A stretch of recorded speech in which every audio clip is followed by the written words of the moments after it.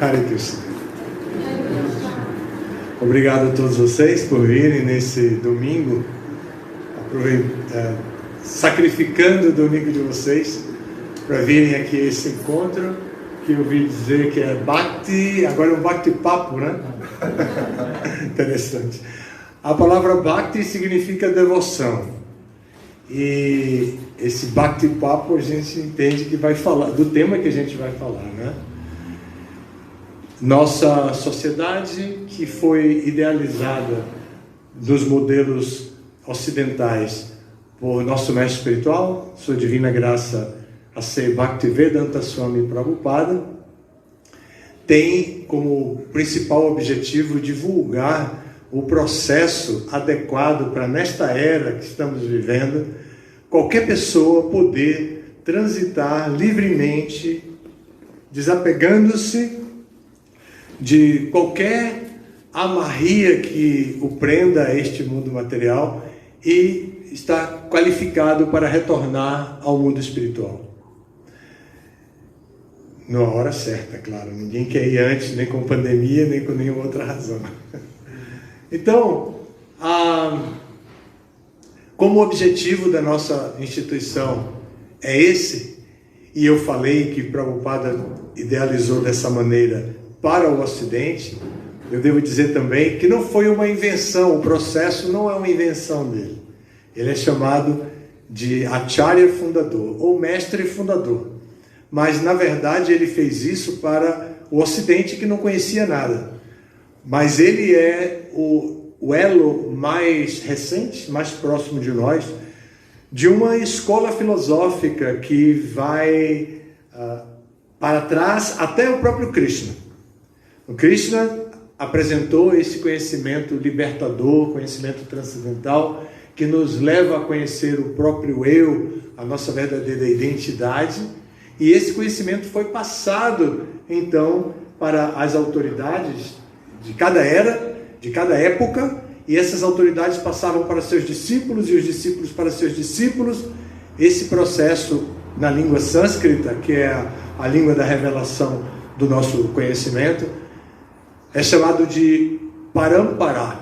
Então é o Guru Parampara, o sistema de mestres que se sucedem constantemente, né? Então, o nosso mestre espiritual, Prabhupada, veio para o Ocidente, amando de seu próprio mestre espiritual, que o guru dele, o mestre espiritual dele, que disse que ele, por ser uma pessoa culta, que falava bom inglês, deveria vir para os países de língua inglesa.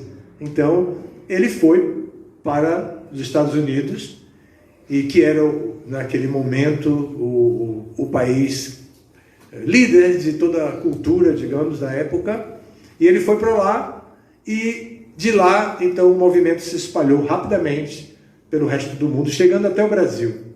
No Brasil, o lugar que mais se desenvolveu e que foi mais receptivo, instantaneamente receptivo para o movimento Hare Krishna foi São Paulo, a cidade de vocês.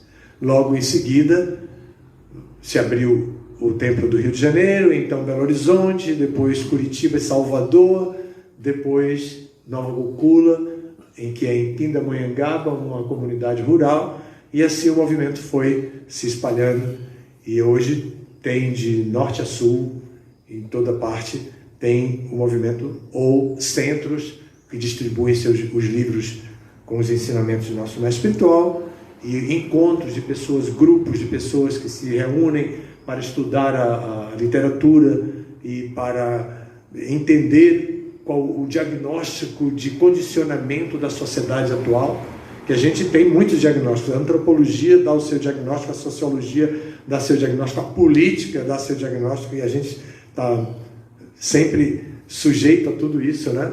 Agora, até a pandemia quer diagnosticar a situação que está acontecendo, e a gente termina sobrando diante de tantos conceitos científicos, pseudocientíficos, amadores e tudo mais, para descrever a situação que nós nos encontramos nesse exato momento que estamos passando agora. Essa crise mundial, assim, uma crise pandêmica mesmo assim. Mas, apesar de tudo isso, o mundo sempre é o mesmo. E as crises se modificam, mas repetem sempre o mesmo drama. O que devemos fazer estando aqui dentro desse mundo? Quem somos nós? Para onde vamos depois de tudo isso? Quando esse corpo que temos agora falir, desaparecer, para onde eu vou? Para onde eu vou? Então, esses questionamentos filosóficos vêm desde muito tempo. Nós temos o conhecimento de que, desde tempos imemoriais, na cultura védica, que é essa cultura que vem da Índia que eu venho falando, já se fala disso. Mas a referência na cultura ocidental é da Grécia e de Roma. Então, essa filosofia greco-romana que traz esses questionamentos também para nós que somos, ocidentalmente falando, influenciados por essa cultura, ouvimos falar disso nessa época. Mas as religiões também tentam explicar, mas geralmente elas se institucionalizam muito e com a sua institucionalização não priorizam tanto a espiritualidade, porque a luta pela sobrevivência é muito grande. A necessidade de sobreviver dentro desse mundo é natural, porém as dificuldades são imensas. E nós temos que competir, por exemplo, nós vamos ter que competir com os insetos que vão colocar os ovinhos, de repente quando a gente vai regar, vê um monte de lagartinhas já comendo a folha de alface que a gente tinha colocado para levar para o prato de comida. Então, isso para não falar do mercado de trabalho, que agora no Brasil é um tema bem importante de ser falado. Bom, então, o nosso drama é sempre o mesmo. Desde tempos imemoriais, o drama é sempre o mesmo. Como viver plenamente? Como conhecer essa natureza interna nossa e viver de maneira, com toda a sua plenitude, viver satisfatoriamente? Aí, nessa cultura que nós representamos, que foi trazida por Prabhupada, vem algumas instruções, até em forma de aforismos, que vai dizer: você é alma espiritual, parte integrante de Deus, e a sua vida é eterna, porém neste corpo está limitado a um determinado tempo.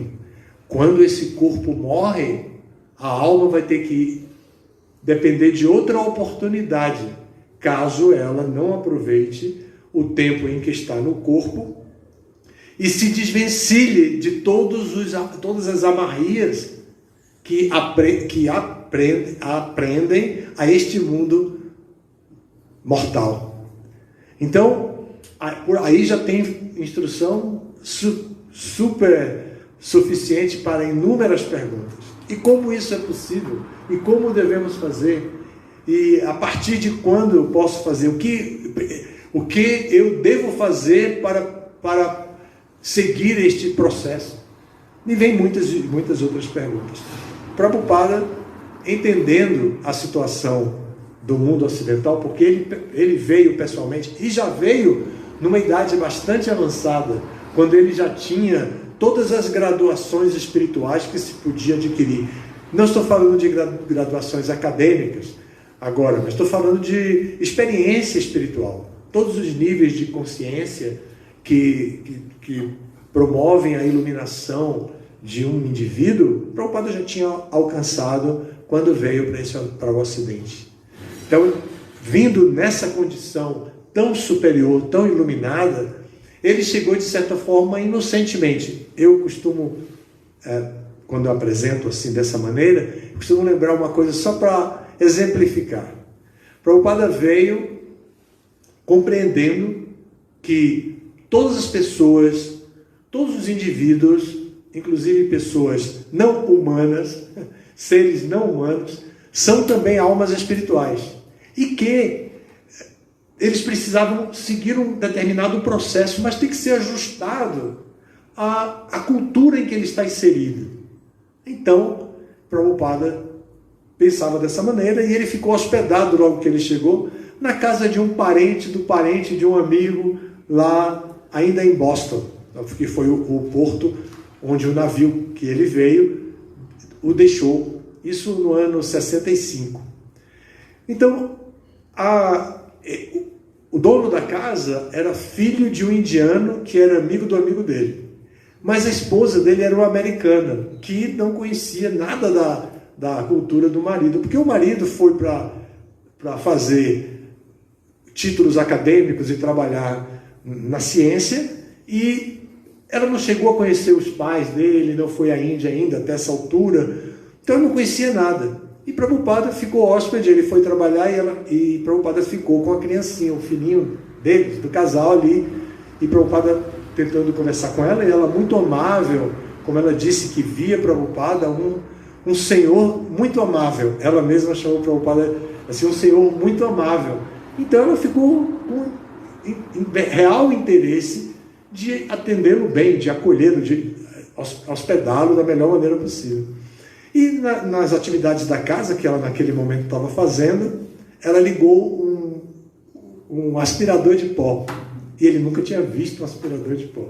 E ela começou a limpar a casa e ele começou a prestar atenção no movimento dela usando o aspirador de pó. E ele perguntou: e para que serve isso? Aí ela disse que era para limpar. Ele disse: vocês usam isso? E dava gargalhadas. Ela contou essa história, que ele dava gargalhadas de ver ela trabalhando com aspirador de pó para limpar a casa. Então observem assim que o conhecimento de Prabhupada do Ocidente era irrelevante para a grande tarefa que ele ia fazer. Mas ele não fez uma pesquisa antes para saber como é a vida no Ocidente. Ele tinha cultura, que ele tinha grau universitário, estudou numa escola escocesa da Índia, porque a Índia estava sob julgo britânico na infância dele, ele estudou numa escola britânica, se formou também, então ele tinha cultura, mas ele não conhecia na prática esses detalhes, né, de, por exemplo, um aspirador de pó. Então, com essa experiência prática que ele estava desenvolvendo ali, mas com o diagnóstico que ele tinha da importância de que todos pudessem praticar a vida espiritual da maneira mais adequada para alcançar o objetivo da autorrealização espiritual, Prabhupada esperava criar um grupo de pessoas que pudesse viajar com ele. Ele pensou alguns rapazes que pudessem, porque a noção que ele tinha de família não daria para que as meninas pudessem sair passeando com ele, né? Viajando e pregando. Essa é a concepção que ele tinha nos anos 60, nos Estados Unidos, bem na época da contracultura, a guerra do Vietnã e a revolta do povo, dos jovens americanos e tudo mais. E Prabhupada idealizou que ele iria viajar com alguns rapazes e em cada casa ele chegaria e iria falar um pouco, dar os livros que ele trouxe, estimular, ensinar a cozinhar, ia para outra casa, ia ensinar de novo, ia para outra, com aquele grupo de rapazes. Mas de repente ele entendeu que os rapazes e as moças nem estavam nas suas casas, estavam nas ruas, nos parques, não se calçavam, andavam descalço por tudo. Eles eram os famosos hippies, né, daquele tempo. Então ele entendeu, quer dizer que essas moças, esses rapazes não estão com a família, e começou a entrevistar e ver. Aí disse: então por que vocês não vêm para morar comigo? A gente cria uma comunidade e vai morar dentro de uma casa e vai aceitar todas essas disciplinas e tal. E Prabhupada criou então esse sistema de um ashrama, que é tradicional da Índia, de receber rapazes e moças e poder então aplicar uma disciplina que começa desde a madrugada, com programas espirituais. Acorda cedo, aí tem uma cerimônia de meditação, aí depois tem uma meditação particular, cantando no rosário e tal, os contos na forma de um rosário, cantando mantras e tudo. Então, ele começou a introduzir esse sistema. E foi o que funcionou e deu certo. E uma vez ele passou e viu uma igreja e as pessoas saindo da igreja e os carros estacionados na porta da igreja e disse: no futuro nós seremos assim. Nós teremos o nosso templo e as pessoas viverão em suas casas e virão ao templo e voltarão para suas casas. É o que está acontecendo hoje já. Sempre temos alguns que residem nos templos, que passam por uma etapa de treinamento ou então de treinador e aceitam morar e criar e viver essa experiência de aceitar treinamento ou de treinar outros, e outros que vêm, que escutam, que praticam, que se ocupam nas atividades que são importantes para atividades lúdicas, que são importantes para o descondicionamento de muitos hábitos que nós temos somente de querer ser servidos. Então essas pessoas vêm e aqui elas praticam um pouco do serviço voluntário. Coisas simples, como por exemplo limpar, ir na cozinha, ajudar a cortar vegetais e tudo. Em Manaus, alguns anos atrás, e aqui tem testemunha disso, porque tem uma família de Manaus, que veio de Manaus, que é o Seva Swarupa e a Nanda Yatra. A primeira dama, a esposa do governador, se tornou uma devota. Já era uma senhora. E era bem interessante. Ela ia para o templo, no carro oficial, o carro parava na porta do templo, ela entrava com vários presentes, frutas, várias coisas que ela levava. Aí ela falava com a devota líder de lá do templo, a devota orientava ela, dava um sari, que é essa roupa que as mulheres usam, né? Dava um sari para ela, ela tomava banho, vestia o sari e ia para a cozinha, coisa que na casa dela ela já não fazia, mas ela ia para a cozinha do templo para limpar a cozinha do templo para a deidade. O nome disso é seva, é serviço devocional. E essa senhora fazia isso e fez por muito tempo.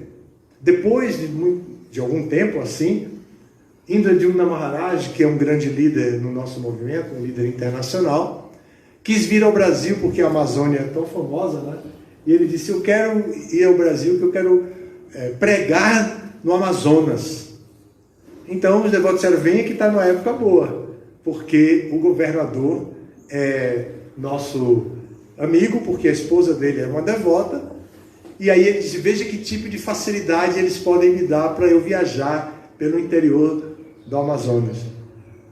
Ela conseguiu nada mais, nada menos do que um pequeno navio, que eles chamam lá de barco, mas para a gente é navio mesmo. São 3 andares, com cozinha industrial, o quarto de mantimentos, repleto de mantimentos, e os devotos entraram, aqui estamos, entraram no barco, e foram por todas aquelas cidades ribeirinhas, parava, a gente cantava, tinha sempre os mitangueiros como vocês, que tocavam, cantavam com aparelho de som e tal. As populações ribeirinhas vinham, a gente distribuía alimento, às vezes, quando era favorável, tinha algum contato, assim, parávamos, saltávamos no pier, que sempre tinha um pequeno porto, assim, o comandante do navio, os marinheiros, organizavam tudo, a gente saltava, fazia um harinama por toda a vila, com eles cantando, a criançada toda acompanhando, tinha presente para as crianças também, distribuía presentes para as crianças, e Maharaj depois fez um filme, A Última Fronteira, é o nome do filme. E esse filme eu acho que está até no YouTube agora, em inglês, The Last Frontier, né? E ele fez esse filme, cheio de sensacionalismo, naturalmente, né? Porque ele era bem inteligente, entusiasmado. Algumas coisas, quem é brasileiro e que tem experiência na Amazonas sabe que foi um pouquinho assim, encenado. Mas, por exemplo, no filme aparece uma onça. Mas se tivesse aparecido uma onça, todo mundo tinha corrido para o barco rapidinho, ninguém ia ficar filmando a onça. E aparece também uma sucuri enorme, uma cobra assim de 3, 4 metros. Mas também certamente não foi na presença dos devotos. Mas é bem legal, o filme foi um maior sucesso. Estamos falando dos anos 80, não é, Seva Swarupa? Anos 80. Então, desse encontro de Prabhupada com aquela galera do parque onde ele foi cantar, onde ele conheceu os rapazes e as moças, e ele pôde ter o diagnóstico de que eles não estavam vivendo uma vida familiar como ele entendia a vida familiar, pai, mãe, filhos, e às vezes avó e tio e tia, como as famílias antigas e muito numerosas da Índia. Quando ele entendeu que aquilo não estava sendo praticado lá, um padrão conhecido por ele de família, que estava vendo os rapazes e as moças soltos, dormindo nas praças e fazendo farra até de madrugada e tudo mais, e ele chamou essa galera para ajudar. Ele começou a dar assistência a essa galera, né? E começou a criar um ambiente que era o ambiente tradicional de que na Índia um mestre tem um determinado lugar que é chamado Gurukula. Kula significa casa e Guru é mestre. Então é a casa do mestre. E os jovens vão até lá, passam uma boa temporada, vários anos, em dedicação exclusiva ao mestre espiritual, aprendem toda a ciência de Bhakti, do Bhakti Papo, né? Toda a ciência da devoção, e depois voltam e vão tocar a vida, vão para o mercado de trabalho de acordo com a realidade deles, e em cada época tinha suas particularidades. Então Prabhupada a princípio ele fez isso, e esse modelo se espalhou, se espalhou em toda parte. Aqui também em São Paulo nós tivemos, como tivemos em praticamente todo o Brasil, e agora nós estamos já numa etapa posterior a essa etapa pioneira, onde estamos organizando as congregações, onde as pessoas vêm para o templo para estudar, para aprender, mas não em dedicação exclusiva. Alguns podem fazer isso por uma temporada, como eu disse, podia ter. Também o nosso instituto em Campina Grande também oferece de 6 a 9 meses de experiência também de dedicação integral, assim temos toda a estrutura para receber.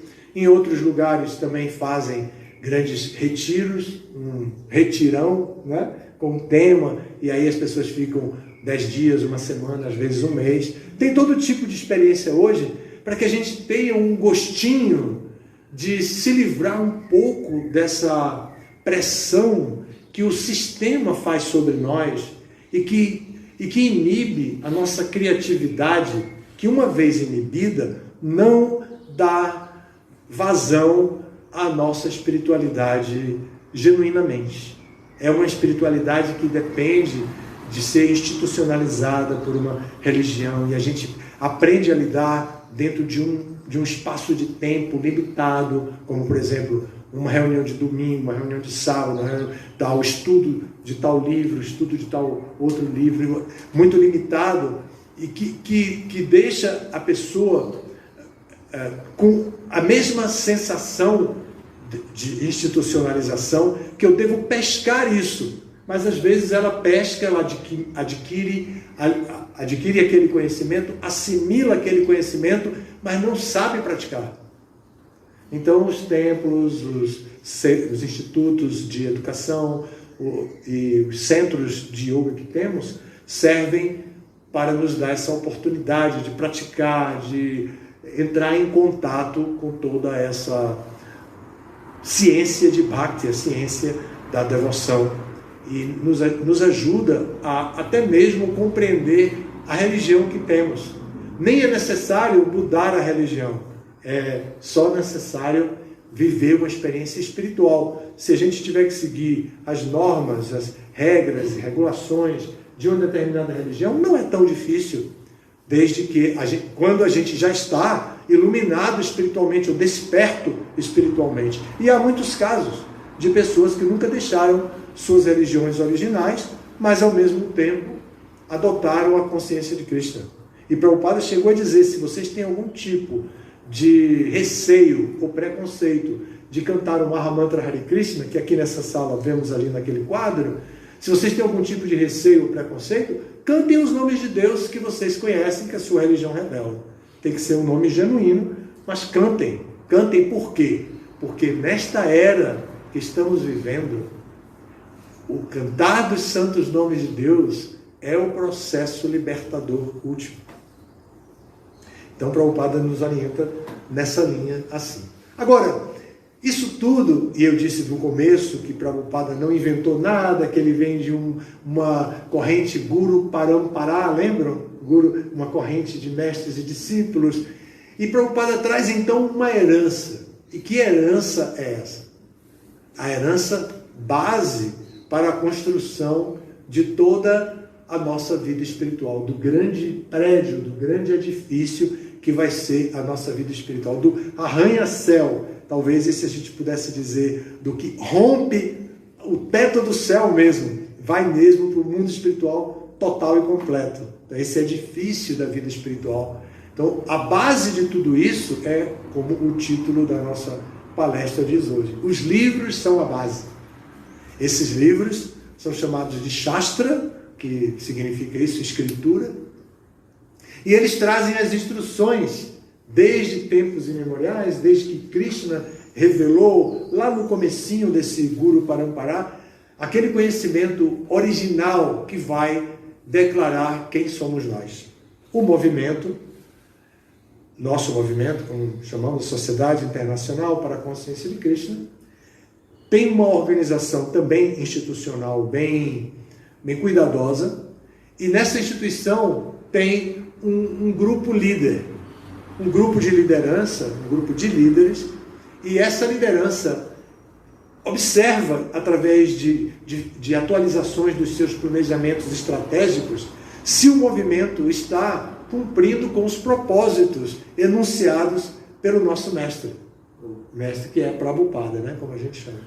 Então, eles recentemente entenderam que, devido às circunstâncias, nós estávamos dando muita ênfase em várias áreas do conhecimento, mas não tanto na área do estudo dos livros. Então, eles disseram, precisamos alertar a sociedade. E como vamos alertar? Como vamos fazer isso? Para que as pessoas se tornem autossuficientes, livres completamente, elas têm que ter conhecimento, senão elas vão ficar sempre dependentes de alguém que tenha o conhecimento. Se ela não sabe o que fazer, ela vai ter que se orientar. Então, vai ter que perguntar a alguém. Então, mas para que ela tenha o conhecimento básico, que seja a base de todo o seu edifício espiritual, nunca vai ser suficiente para que ela não precise conversar com o outro. Mas é o básico que ela pode transitar, que ela pode investigar, que ela pode pesquisar, que ela vai ter a iniciativa de pesquisar, de procurar o conhecimento transcendental. Então, a sociedade, a liderança da sociedade, disse, vamos deixar uma semana do ano dedicada à propaganda da importância dos livros, a importância de ler os livros, a importância de aprender o que está nos livros e a importância de distribuir esses livros para outras pessoas. Essa semana foi concluída agora no dia 28 de setembro. Foi de 22 a 28, ou de 21 a 28 de setembro. E era a semana os livros são a base. O mundo inteiro, todos os líderes, homens e mulheres, fizeram palestras, mesas redondas a respeito desse tema. Como eu não estava aqui, e quando perguntaram que tema poderíamos falar, embora já tenha passado a semana, eu quis trazer para vocês esse mesmo tema. A importância de os livros são a base. A importância de nós entendermos que o que vai nos dar autonomia, conhecimento, liberdade de ação, liberdade para tomar decisões na nossa vida espiritual são os livros, o conhecimento que adquirimos dos livros. Esses livros têm vários gêneros literários, eles são apresentados para nós em vários gêneros literários. Temos, por exemplo, o Bhagavad Gita, que é o livro básico da nossa relação. É o livro que a gente leva à rua e entrega. É um livro grande, são 800 páginas, 700 versos no livro.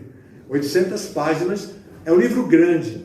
E nem sempre a gente... Aqui o livro. Obrigado. Esse é o livrão, essa é a primeira edição de 76. Como se fosse uma Bíblia, né? Hã? É como se fosse uma Bíblia. É como se fosse uma Bíblia. É. Então esse livro, ele tem uma conversa entre Krishna e Arjuna. Krishna é a pessoa suprema que decidiu vir a esse mundo para dar o conhecimento em uma determinada época, e Arjuna é a pessoa mais próxima dele, um devoto já preparado que veio para esse mundo para poder encontrar com Krishna e Krishna poder falar o Bhagavad Gita. Então é um diálogo muito interessante. O gênero literário dele é Itihasa. Por quê? Porque Itihasa significa histórias. Porque ele está contido dentro do Mahabharata, que é Itihasa. E qual é a característica desse gênero literário? A característica é que ele apresenta, através de histórias reais, de dinastias, famílias, como família imperial, família real e tal, de determinadas dinastias e de determinados lugares. Mahabharata, por exemplo, é a história da grande Índia, da Índia de antigamente, cujo território ocupava vários países ao redor, como Bangladesh, como Nepal, a Síria e muitos outros países ali ao redor que foram diminuindo devido à concorrência, à competição e tudo mais, mas a grande Índia, que inclusive mais fronteiras mais além desses países, onde a cultura se espalhava, mas não estava delimitada como um estado organizado assim, né? Então, como um país mesmo. Então, o Bhagavad Gita traz esse conhecimento básico, e o Mahabharata traz a história da Índia e traz a história da vinda de Krishna e do que Krishna veio fazer, que foi dar esse livro, outorgar esse livro de conhecimento para Arjuna, que na sua condição estava inibido por uma energia espiritual de Krishna, para não reconhecer Krishna como a pessoa suprema, não assumir a sua identidade, como nós estamos hoje. Hoje nós pensamos que somos Arthur, Teresa, João, Pedro, Paulo, Mariana, Cláudia, qualquer nome que nós possamos ter na nossa identidade civil, no RG, tem até número, né, com CPF e tudo mais. Então, Arjuna, se eles reconhecesse instantaneamente, esse é o meu Senhor adorável do mundo espiritual e eu estou aqui para servi-lo, ele ficaria na formalidade e ele não apresentaria da maneira mais próxima da nossa realidade, da realidade do ser humano. Ele não apresentaria suas dúvidas, sua perplexidade na maneira que nós nos identificaríamos. Ele apresentaria com essa rendição, e a gente não vai se render a ninguém. Por que a gente tem que se render a uma personalidade como Krishna se a gente não ouviu falar dele, não conhece ele? Então, a mística era que Arjuna ia esquecer da relação eterna, ia se identificar com a problemática da sobrevivência, do poder, da luta pela vida material, ia entrar em crise e Krishna estaria presente, ele intuitivamente se aproximaria de Krishna e iria perguntar a Krishna o que eu devo fazer. E Krishna iria responder. Então o livro sairia. E no final ele iria descobrir a sua verdadeira identidade, e foi como aconteceu. Então assim, Arjuna, que é o artista principal dessa história, Arjuna representa a nossa posição, nós mesmos, o homem e a mulher de hoje em dia, dessa era que estamos vivendo, que o conhecimento espiritual não é acessível. Tudo pode ser acessível, mas o conhecimento espiritual não é facilmente acessível.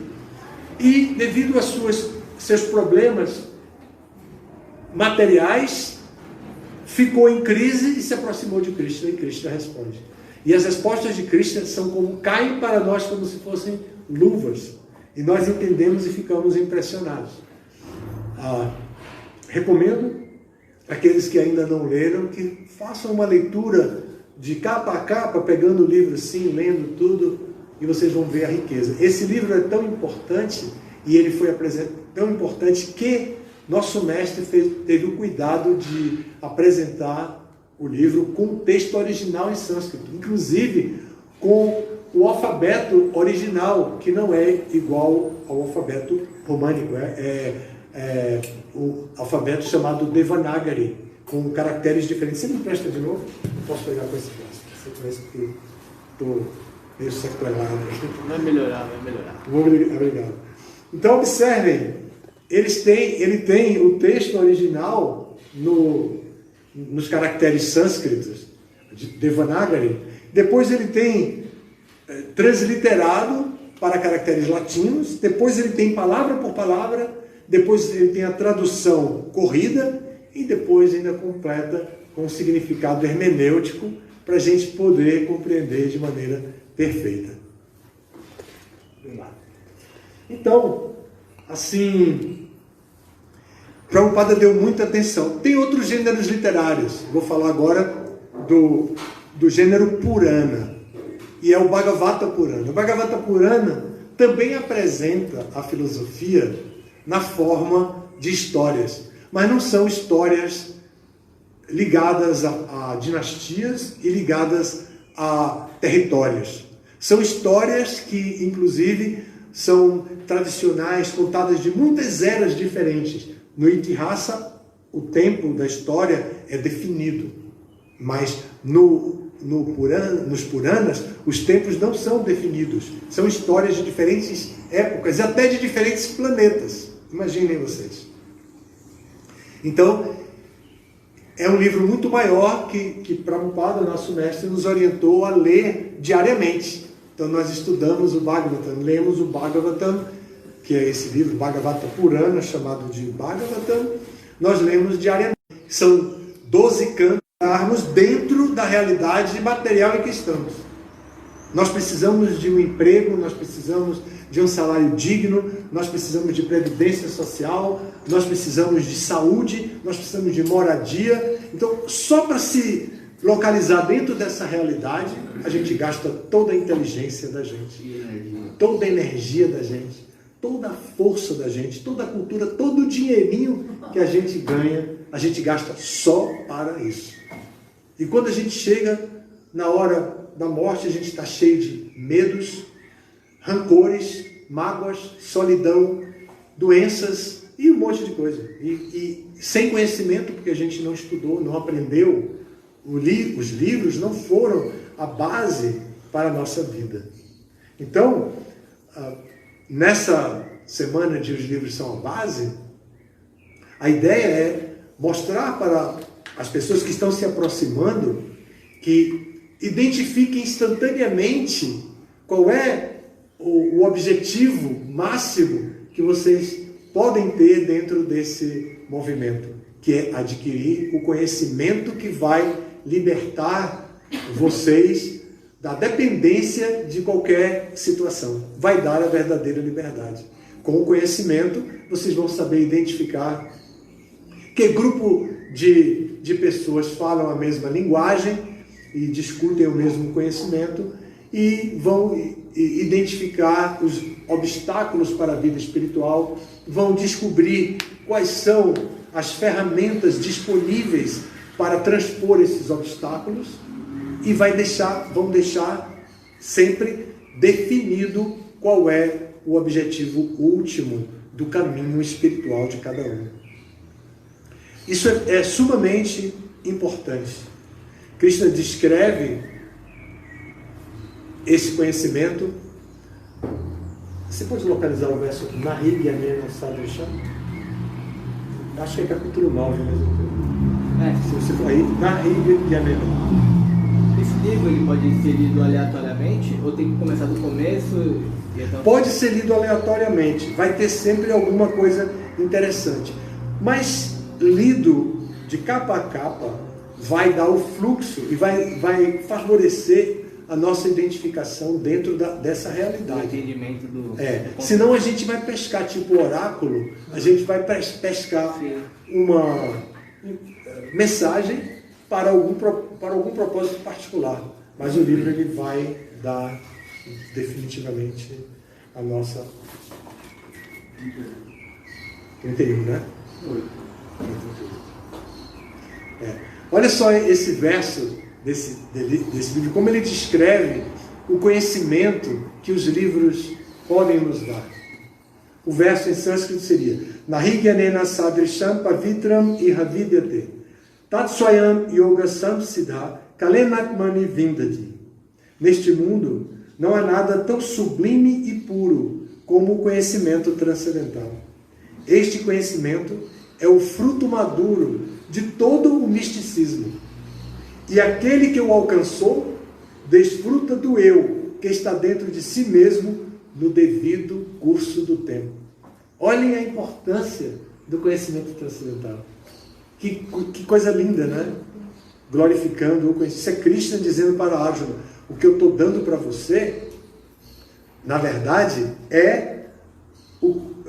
não há nada mais, não há nada tão sublime e puro como o que eu estou dando para você agora. É o que a Krishna está dizendo para Arjuna. Aproveita, pega esse conhecimento, aproveita, porque é o que eu estou lhe dando, não há nada mais sublime e puro. E não é sectário. Não é sectário.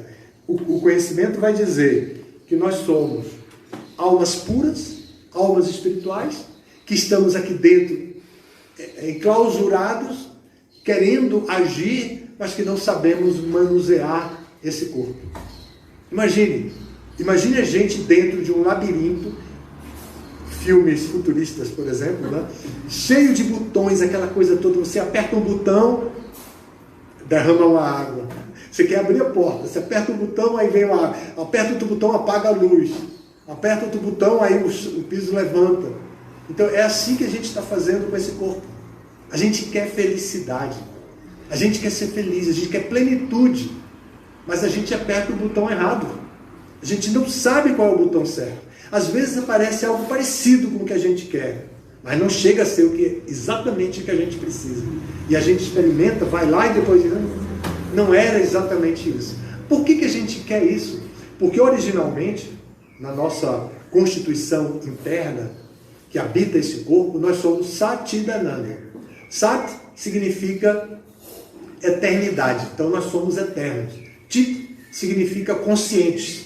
Então nós temos conhecimento e somos conscientes da realidade, tanto que nós somos conscientes da realidade em que estamos. Aprendemos boas maneiras, aprendemos urbanidade, aprendemos a pegar um ônibus, a andar de metrô, a passar na catraca, aprendemos que tem um custo. Então isso é consciência, Chit. Porém, convenhamos, né? É muito medíocre para a espiritualidade completa, porque nós podemos ser conscientes de toda a existência material e espiritual quando adquirimos o conhecimento, que é esse conhecimento que foi definido aqui por Cristo. E a última característica é que nós somos Ananda. Ananda, bem-aventurança. É além da felicidade, é bem-aventurança. Não é essa felicidade que a gente está acostumado a lutar e que a gente conquista. Em várias etapas da vida a gente conquista a felicidade. Se a gente fica equilibrado, com boas bases culturais, psicológicas, ambiente saudável, etc., desse mundo, que o mundo produz isso também, a gente consegue ser feliz. Mas a gente consegue ser feliz e com cultura sabendo: essa felicidade é temporária, em algum momento eu posso adoecer, e certamente em algum momento eu vou morrer. A gente sabe disso. Mas a bem-aventurança é uma felicidade diferente dessa felicidade que nos dá consciência, nos dá tudo isso. A bem-aventurança extrapola todos os conceitos de felicidade e cresce constantemente. A experiência da bem-aventurança espiritual, em contato com o conhecimento espiritual, em contato com o seva, o serviço devocional à pessoa suprema, nós nos purificamos tanto que passamos a experimentar a bem-aventurança, que é a felicidade, em um nível superlativo. Então, por quê? Porque nós somos Satidananda, nossa origem. Aqui fora nós somos esse corpo, podemos dizer, somos brasileiros, somos indianos, somos americanos, qualquer outra nacionalidade. Somos homem, mulher, sou paulista, sou médico, sou funcionário público, eu sou estudante, eu sou desempregado. Qualquer coisa, qualquer classificação nós podemos dar para este corpo. Mas nós somos algo além disso. Nós somos Satchidananda. Nós somos eternos, somos conscientes e somos bem-aventurados. Então, o elemento que constitui este corpo, os elementos são terra, água, fogo, combinados, que dá tudo isso, da pele, pelo, órgãos diferentes, sistemas que funcionam, fazem o corpo funcionar, o cérebro funciona, a visão, tudo mais, a audição, tudo. Mas os elementos que formam a nossa identidade espiritual são 3 apenas: Sat, Chit e Ananda, que vocês já sabem o que é. Então, Satchidananda, essa é a nossa... É completamente diferente, é uma substância heterogênea. São substâncias heterogêneas. O corpo material e a alma espiritual são substâncias heterogêneas, elas têm características diferentes. Estão juntas aqui porque a alma espiritual tem o direito de guiar este corpo, mas ela precisa de algo, que é o conhecimento transcendental, para poder começar a dar a ordem certa. Aí vem o sistema, o conhecimento espiritual, que vai dizer: pratique a sua vida espiritual, eleve a sua consciência através dos modos da natureza material. Compreenda que a natureza material, como a gente vive, trabalha com a interação de 3 modalidades: bondade, paixão e escuridão. Então, esses 3 se combinam e criam diferentes armadilhas dentro do mundo. Se livra disso. Mas para se livrar, não rompa com eles. Vá para o modo da bondade. Porque o modo da bondade vai favorecer a felicidade. A felicidade vai favorecer o entusiasmo. Com o entusiasmo, você vai continuar agindo. Continuando a agir, você vai ter mais felicidade. Tendo mais felicidade, vai ter mais entusiasmo. Então, crie esse sistema agora. Crie. É material? É material. Por isso as religiões têm tanta importância na vida da gente, porque elas trabalham com uma disciplina, e essa disciplina é muito útil, porque ela nos conduz, apesar de que possam ter alguns dogmas, algumas coisas, mas elas nos levam a uma compreensão muito interessante a respeito do nosso comportamento. Só que a gente tem que transcender. Por isso que nesse verso está dito, é o fruto, este conhecimento é o fruto maduro de todo o misticismo. É o fruto maduro da metafísica. É a metafísica na sua plenitude mesmo. Então, este conhecimento é inteiramente transcendental. Ele não tem nada a ver com o mundo material.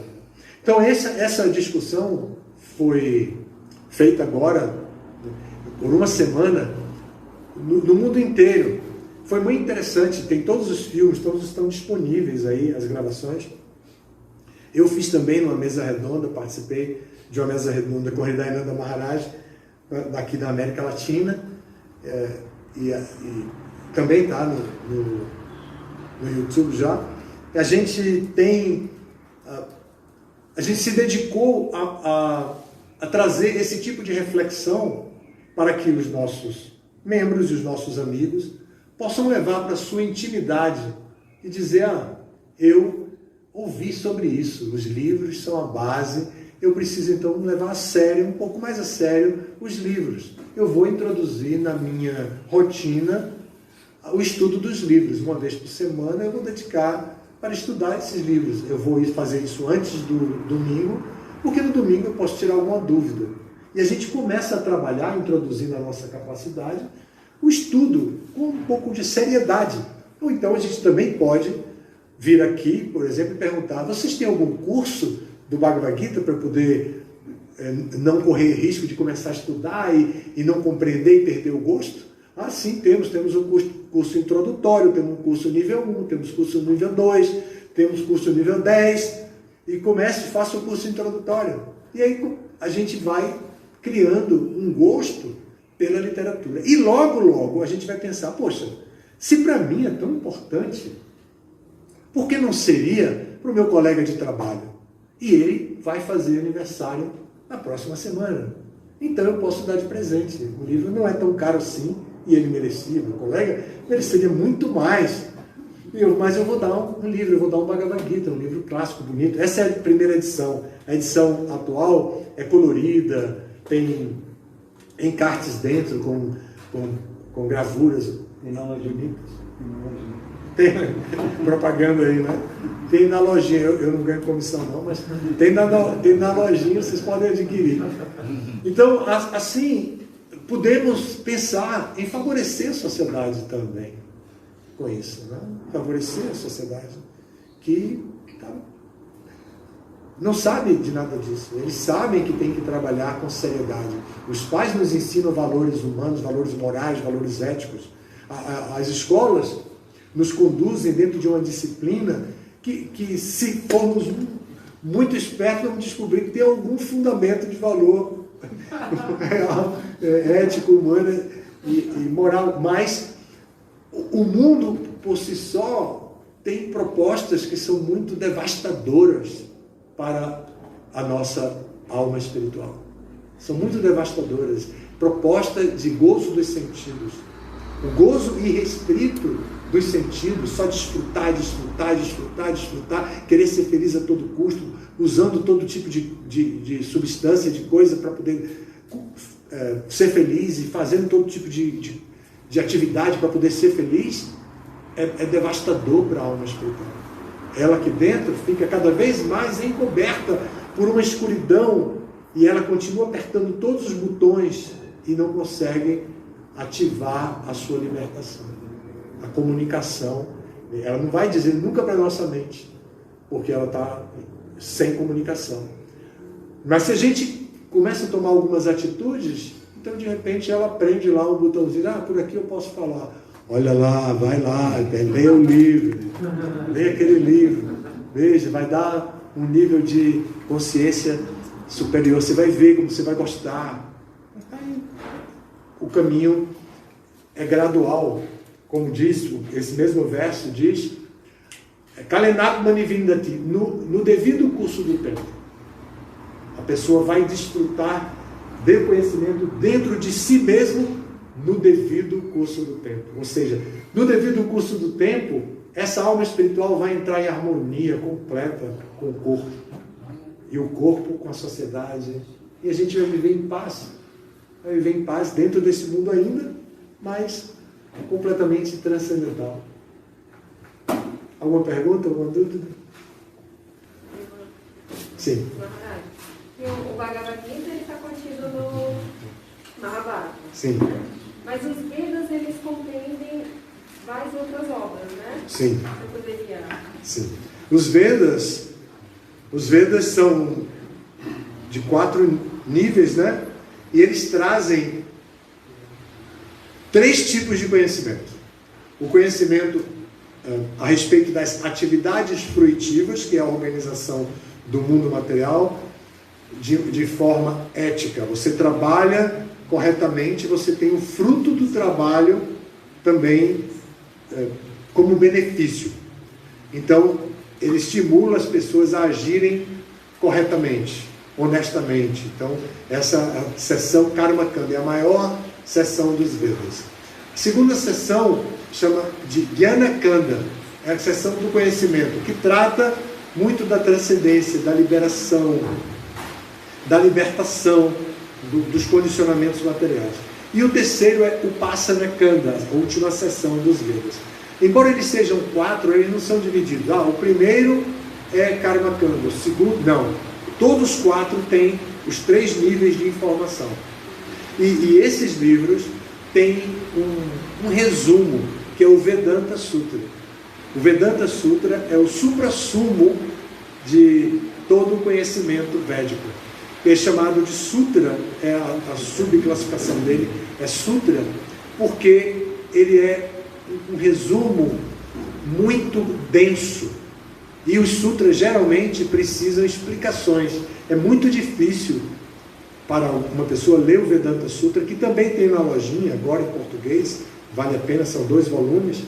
O Vedanta Sutra é é muito difícil ler e compreender só pelo sutra, porque uma palavra foi muito bem idealizada para ser colocada ali, mas aquela palavra às vezes tem vários significados.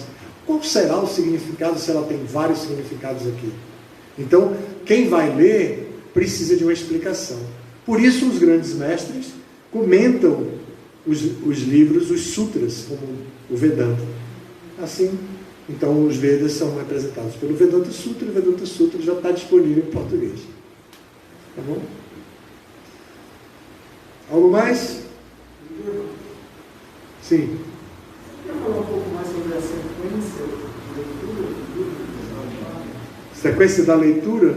É muito comum quem está chegando perguntar por onde começar. Sim. Bom, tem várias sequências, né? Primeiro, nós podemos até começar pelos livros introdutórios. Além do Nascimento e da Morte, Fácil Viagem a Outros Planetas, esses livros pequenos que são introdutórios.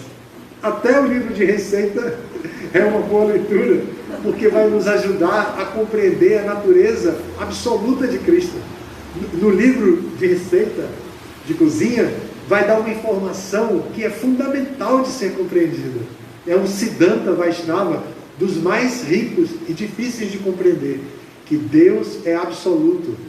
E que quando nós meditamos nele, ele está presente. Quando nós falamos o nome dele, ele está presente. Que quando nós cozinhamos e oferecemos a ele, aquela comida se torna imantada com a energia dele. Não é diferente dele. Então, imagine uma coisa dessa no livro de receita, né? Um conhecimento tão profundo no livro de receita. Só para ver, mas é dado de uma maneira bem legal e está lá. Mas a gente pode começar por esses livros para poder criar uma história com a literatura. Mas o primeiro livro recomendável é realmente o Bhagavad Gita. A gente chama também a Bhagavad Gita, né? Porque a tradução é a canção do Supremo. Então, Gita é canção, então geralmente se usa a Bhagavad Gita. Esse livro é o mais básico. O Srimad Bhagavatam estaria no segundo nível. O Chaitanya Charitamrita no terceiro nível. Se nós queremos ver apenas 3 níveis. Se nós queremos ver os níveis acadêmicos, que foi o que o Prabhu Govinda Gopal falou no começo, Prabhupada, nosso mestre, disse: a nossa cultura nós temos 4 níveis acadêmicos. O primeiro seria graduação, né? O primeiro é Bhakti Shastri, que inclui 4 livros: Bhagavad Gita, Upadeshamrita, que é o néctar da instrução, Sri Ishopanishad e o néctar da devoção. Obrigado. Vou deixar aqui. Depois eu vou mostrar para vocês, ou ele vai mostrar, para a gente concluir já. Então, esses 4 livros correspondem ao primeiro nível acadêmico, que é Bhakti Shastra. O Govinda tem esse nível, ele fez o nosso instituto e se graduou nesse nível Bhakti Shastra. E nós, no nosso instituto, damos o nível Bhakti Vaibhava, que é o segundo nível que eu vou falar agora. Também, então, o segundo nível é o Bhagavata, que são 12 cantos, mas o nível Bhakti Vaibhava são os 6 primeiros cantos. Depois vem o nível Bhakti Vedanta, que são os 6 últimos cantos, do 7 ao 12. Esse nível tem uma característica interessante. Como é o nome de Prabhupada? A.C. Bhaktivedanta Swami Prabhupada. Esse nome, Bhaktivedanta, é este título. Aquele que conhece o Bhagavatam perfeitamente. Quem deu esse título para ele? É um título acadêmico, segundo nível. Quem deu esse nível para Prabhupada foram seus irmãos espirituais, mais experientes do que ele, tudo vendo ele chegando jovem, deu esse título para ele, de Bhaktivedanta. Então Prabhupada recebeu esse título, Bhaktivedanta. O outro título é Bhaktivedanta, esse é o terceiro, é Bhakti Sarvabhauma, que inclui o Sri Chaitanya Charitamrita. O Sri Chaitanya Charitamrita é a biografia da encarnação de Krishna mais próxima em termos de de época da nossa era. Ele veio na Idade Média, no século XVI. Então, Chaitanya veio e introduziu esse movimento que depois Prabhupada trouxe para o Ocidente. A biografia dele não é uma simples contação da história de como ele nasceu, não. Tem todos os ensinamentos dele ali dentro. Tem todos os diálogos dele com grandes eruditos acadêmicos da época. Então, é um livro do nível Bhakti Sarvabhauma, o nível mais elevado acadêmico da nossa academia, né?